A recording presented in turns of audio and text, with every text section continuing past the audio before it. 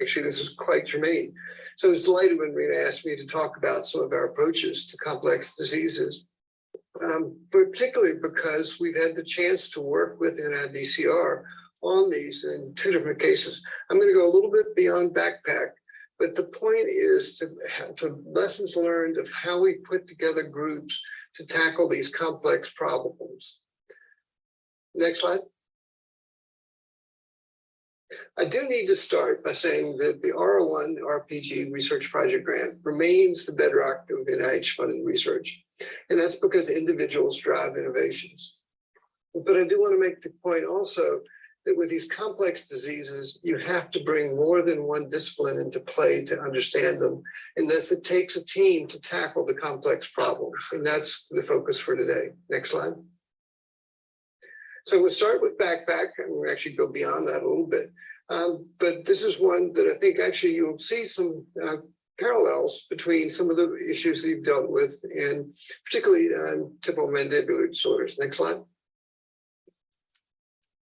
So BACPAC is a consortium, and this does get to the question about RFAs, because it's very important that you're putting together a network, not just a bunch of individual investigators who come from different perspectives. And for BACPAC, that includes the basic, that's the integrated model that I'm going to illustrate of low back pain, the translational of how to use that model to identify factors that are predictive of treatment responses, and then the clinical, which is to match patients to the treatments that best, to which they're going to respond, based on what you know about their phenotype in the psychosocial context. Next slide. So the structure for BACPAC is there's one data center, which pulls together the data from the different sites. There's about a dozen technology sites, which bring very new cutting edge type technologies, whether it's clinical or preclinical or devices, so that we have some new tools to approach patients with back pain. But the center, the core of the network are 3 mechanistic research centers. Now, these bring very different perspectives to back pain. One at UCSF is focused on the vertebral body, or even specifically the end plate. One at Michigan focused on central mechanisms of pain and pain processing. And a third at Pittsburgh focused on clinical treatment and the outcomes of patients with chronic low back pain. So it does take a group of individuals with different expertise to come together in a network. And as was alluded to, the RFA actually is a separate review process from the usual R01s. And in the selecting which sites to fund, it's not about who scores the best. It's about who's going to contribute the most to the network. And what your goal is a network where the output is considerably more than the sum of the individual centers that you fund. And that's the part that NIH has to play a crucial role, is ensuring that the folks can work together. Isn't always easy, sometimes takes some blood and tears, but in all cases, actually, I would say we generally get there. I'm also going to speak quickly about a cooperative clinical trial that the group is doing across the network. Next slide.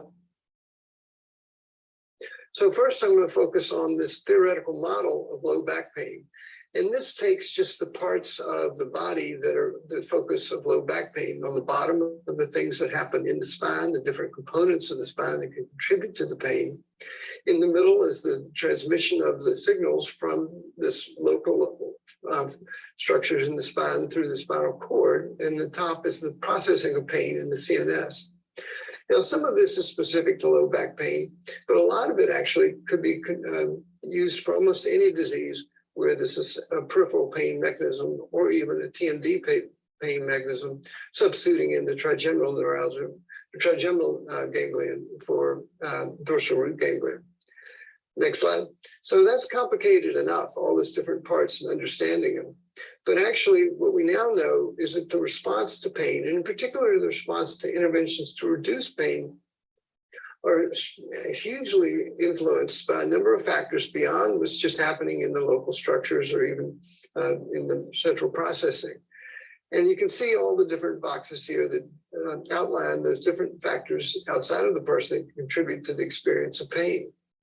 The crucial fact in both this slide and the one before it is that actually we are starting to populate each of these boxes with data, drawing on previous patients who are phenotyped for other studies of low back pain, as well as the patients who were recruited within BACPAC.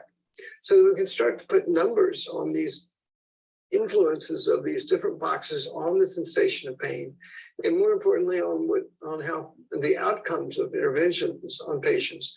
But again, if you take a look at this, pretty much every one of these boxes can be quite impacted, be quite similar to, say, TMD. And so this type of model is actually fairly generalizable. There are a few things that are different. So Temporomandibular joint has the female predominance. So there are some other issues.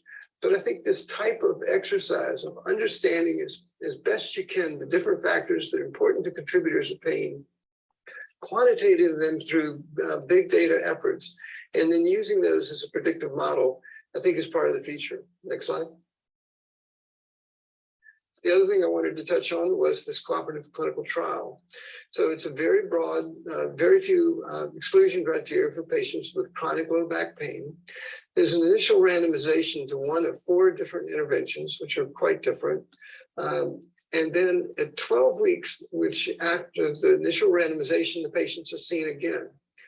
And what's really interesting is that the design here is that if the patients are doing well, they can continue on whatever the initial randomization was, an intervention. If they're doing okay, but not quite where you want, you can add an intervention. Or if the patients really haven't benefited, you can drop the initial intervention and move on to a different one. So you can get both data on the impact of sequential interventions as well as multiple interventions, including ones like adding or subtracting. So pretty different than the usual clinical trial. Next slide. And the critical point is that this trial is not powered to understand which of those interventions is best for the population.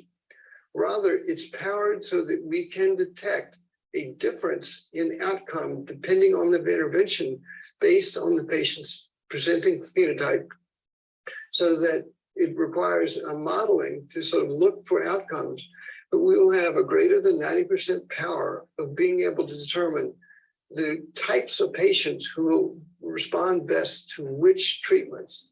So a very different type of approach to a complex clinical problem with all those different components that go into it. Next slide. So the goal of the clinical trial is to match patient phenotype to the interventions that will lead to the best treatment and the outcome. Next. But going on behind that are all the mechanistic studies so that we can understand how the patient phenotype is linked to the mechanisms happening in the body that contribute to pain, and then use those to understand the translation to block those mechanisms of pain to improve outcomes in the long run. Next slide.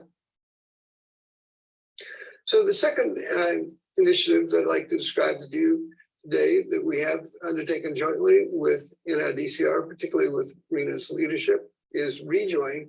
The acronym comes out of Restoring Joint Health.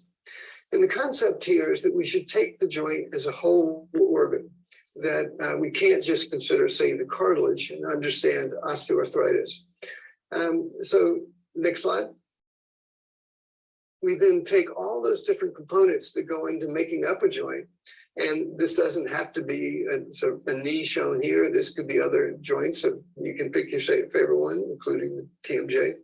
And we ascertain what's happening in those different tissues across all those different things. And the concept is that different types of pain coming out of different types of mechanical injuries will result in different injuries to the different components of the tissue of the joint, and those will manifest differently in terms of symptoms, but also importantly, help determine which interventions targeted which tissues will most help that given patient. Next slide. So the ultimate goal here is to understand all these different factors, like I illustrated for BACPAC, in terms of how they lead to tissue damage, whether it's in the TMD or the spine or knee or what have you. And as a first step, what we're doing in REJOIN, and as shown in the both for the para-articular and the articular tissues, is studying which nerves are present in those tissues and whether they differ between individuals based on their sex, age, physical activity, joint degeneration. And the hypothesis is that there will be different nerves in the different tissues that make up the joint, and those will be responsible for those different types of pain that I described. In addition, once we know what types of nerves are there, we know from the expression profiles of those types of nerves what mediators can activate them. We can then use those to block those types of activation and thus reduce pain. So long-term goal of restoring joint health by considering the person and the joints as whole things with focus on initially for the nerves. Next slide. So I'm pleased to let you know that we expect these notice of awards to go out in a matter of days. There will be centers focused on the TMD and centers focused on the knee and some of them on both. And we've made a real effort to make sure that we can pull together the best team that we think can work together to produce an outcome that will lead us, in fact, go beyond our initial hopes of not just understanding the innovation of those different tissues around those different joints, but also some of the physiology that it appears that we now can start to explore those as well, using both animal studies for sort of the global changes, the sort of understanding gender, age, effects, et cetera, but also to understand which nerves are present in which of those tissues in humans, with the so that we can then eventually learn how to reduce the pain in those individuals. So an exciting thing, more news to follow very soon. Next slide. So now turning to the Accelerating Medicines Partnership that Rena alluded to, and that I've been watching this for over a decade, which has been my pleasure. Next slide. So it is a partnership made up both of NIH and industry and advocacy groups. It was started when Francis Collins was at a meeting of the heads of R&D of major pharma companies, who were sort of noting the fact that they were having failures in their large phase 3, very expensive, billion-dollar clinical trials, and they were failing for lack of efficacy. In other words, we really didn't understand the role of specific targets in these diseases, and so some of the things that we were targeting just weren't working. This started with three projects, one of which I helped lead in rheumatoid arthritis and lupus, but has now grown to 9 different programs. And I'm going to introduce a particular 10th one at the end. Next slide. So this started with the AMP and REN lupus. And the goal here was to identify targets that would be better for drug targets for treating patients beyond what we could do now. And the focus was what we call disease deconstruction. So one of the key things that we did was start getting biopsies of the target tissue from patients with RA and lupus. So we did research biopsies in synovium for rheumatoid arthritis. And we also could get fragments of kidneys from patients who are undergoing medically indicated kidney biopsies with lupus. We would then disaggregate the cells in those tissues and then interrogate them with the emerging technologies for single cell, either transcriptomics or epigenetics or protein expression, and then map the intracellular pathways that were active, look at the different cells, the subsets, the cells, and the state of the cells, and then look for clinical correlations. And I have to say, actually, it was remarkably successful. We have developed the infrastructure for getting target tissue for research. The disaggregation of those tissues is actually quite critical. It is very different for a tissue that's inflamed than a healthy tissue. And we were able to ride the wave of the emerging single cell technologies, and we actually helped develop new bioinformatics strategies for merging these different types of data sets from different types of technologies into single analyses. So that now this approach is fairly widely used in a number of diseases. Next slide. So now we've launched what is the successor to the RA lupus project called AMP-AIM, the AMP Autoimmune and Immune-Mediated Diseases. And again, this has been with NIDCR, and they've been a terrifically important partner, as I'll come back to. So if in RA and lupus, the focus was on deconstruction of taking these tissues, pulling the cells out, and analyzing the cells in isolation. The focus of AMP-AIM will be disease reconstruction. In other words, now we know who the players are, but we need to know how they interact in situ to put the pieces back together again using the emerging in situ technologies. Next slide. So this was launched a year ago with substantial support from industry. Actually, I think probably more than it, except for one other, the Gene Therapy Consortium, more industry partner than most of the other projects, in 5 different institutes, as I mentioned, including DCR. Next slide. And we've gone beyond the studies of rheumatoid arthritis and lupus to include psoriasis and Sjogren's disease. And this is where the partnership has really come in. So we'll continue to take the disease, some of the techniques we've studied before, but now we want to look at what's happening in the tissues to understanding how the innate and adaptive cells of the immune system interact with the tissue resident cells to cause disease. And really important data coming out of the RA and lupus studies. It's actually amazing how heterogeneous the tissues are in patients with what we consider a single diagnosis. In fact, there are actually neighborhoods within tissue with very different pathologies going on. So we have to actually almost rethink these diseases.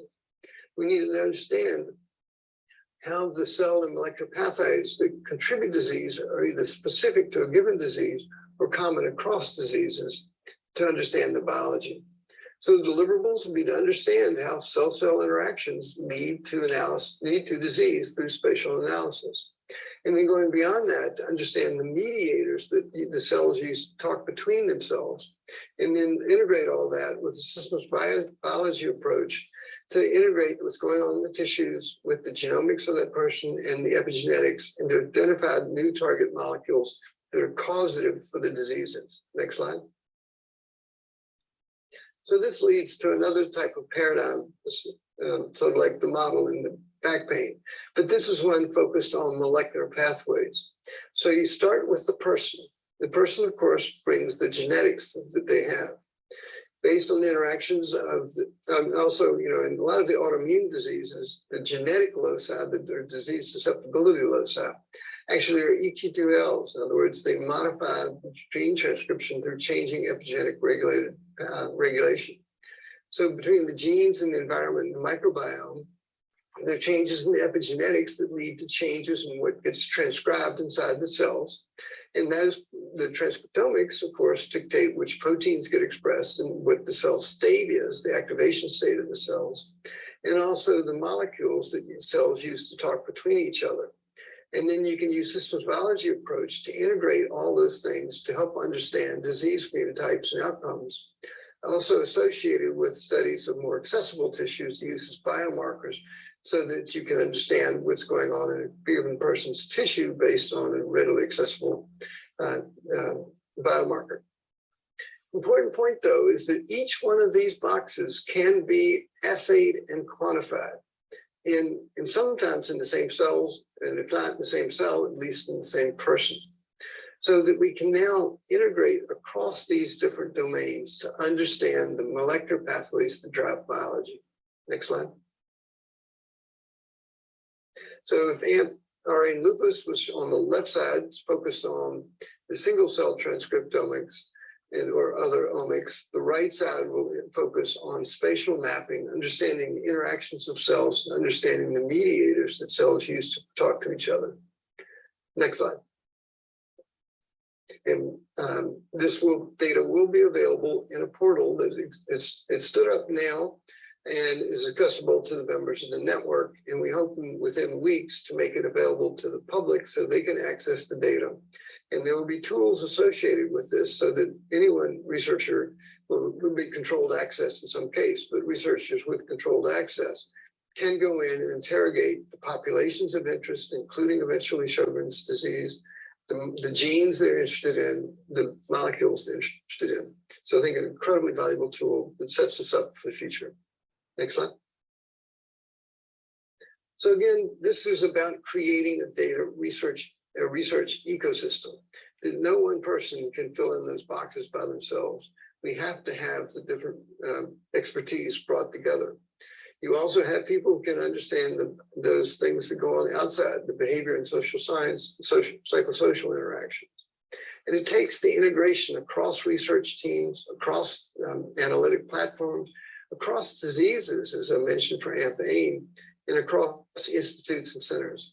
So I think NIH has to move away from its siloed approach to diseases and think in this integrated way where we can compare across diseases and using the systems biology approach, which leads to my last topic, next slide,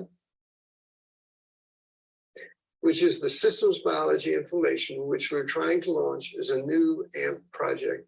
This is from a concept presentation by Susan Benton-Jessica and myself to the AMP Executive Committee. Next slide. So what it does is take all the different AMP projects, all but one of them have omic data of some sort, and then try to integrate across some very different diseases. So diseases that we used to think of as islands, it's really completely separate, actually all rest on the same substrate. We know that because everything is based on our own genomes. So in fact, there are quite similar pathways active in diseases that you would never thought of the same. We can find similarities in inflammatory pathways between Alzheimer's disease, Parkinson's, rheumatoid arthritis, and lupus. So it's a new way of approaching these diseases. Next slide.